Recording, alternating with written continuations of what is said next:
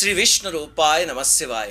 ఏ ఆళ్వారి కథ మనం వింటే శ్రీ మహావిష్ణువు పొంగిపోతాడో ఆయనే పెరియాళ్వారు గారు. ఆళ్వార్లో 6వ ఆయన గరుత్మంతుడి అంశతో జన్మించారు. ఆయనకి స్వామిని సేవించడం తప్ప ఇంకేమీ తెలియదు. శ్రీవిల్లిపుత్తూరు అని వైష్ణవులకి అతి పవిత్ర క్షేత్రం ఉంది. శ్రీ మహావిష్ణువు వైకుంఠంలో విసుగు పుడితే ఆ క్షేత్రానికి వచ్చి ఉంటారు అని చెప్తారు సాహిత్యంలో. మధురై పక్కనే ఉంది. అక్కడ స్వామి కోసం తులసి తోట పెంచి ఆ తోట పక్కనే ఉన్న వటపత్రసాయి ఆలయంలో సమర్పించి కైంకర్యం చేసుకుంటూ ఉండేవారు ఆయన.